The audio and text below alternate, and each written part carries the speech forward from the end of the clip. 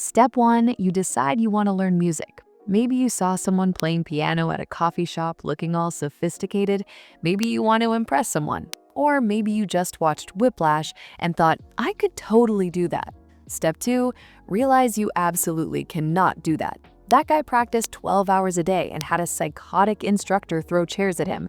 You have 30 minutes between scrolling TikTok and remembering you need to eat dinner. Step 3, you pick your instrument. And this is where it gets dangerous because you're not going to pick based on what's practical. You're going to pick based on vibes.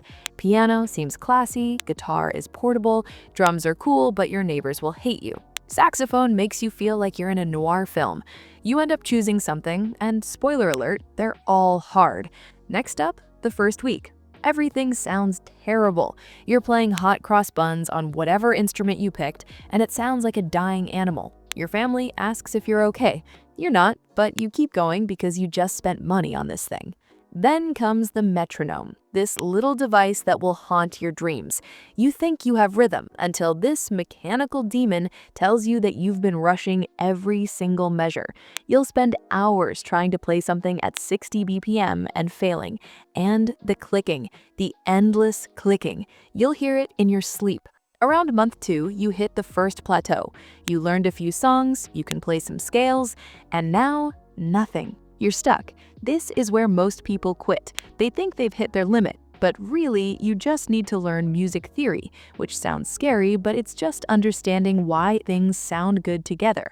Circle of fifths, chord progressions, intervals. Suddenly, you're speaking a new language, and music makes sense in a way it didn't before. Next phase, you start recording yourself. This is crucial and devastating. You think you sound decent until you play it back and realize you sound like you're playing underwater with mittens on. But keep these recordings because in 6 months, you'll listen back and think, oh, wow, I actually sucked. That's growth. Somewhere in here, you'll try to learn your favorite song, the one that made you want to learn music in the first place. And it's way too hard, like impossibly hard. You'll spend 3 weeks on the first 10 seconds and give up.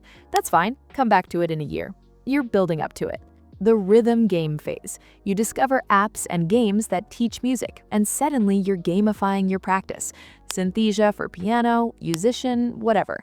Are they perfect? No. But do they make practicing less boring? Absolutely. Use them. Eventually, you'll play in front of another human being. Maybe it's your roommate who walked in at the wrong time. Maybe it's an actual planned performance. You'll mess up that one part you've practiced 1,000 times. You'll think everyone noticed. They didn't. They thought it sounded nice and went back to their phones. Now here's the thing nobody tells you. Learning music isn't about reaching some finish line where you're good enough. It's about the random Tuesday when you sit down and suddenly that thing that was impossible 3 months ago just works. Your fingers know where to go. The rhythm feels natural. You're making actual music. So congrats, you're learning music in 2026. You've got YouTube tutorials, online teachers, apps, forums, and infinite resources. You've also got the same frustrations every musician has ever had. The sore fingers, the timing issues, the self-doubt. But you know what? That's exactly how it's supposed to feel. Keep going anyway.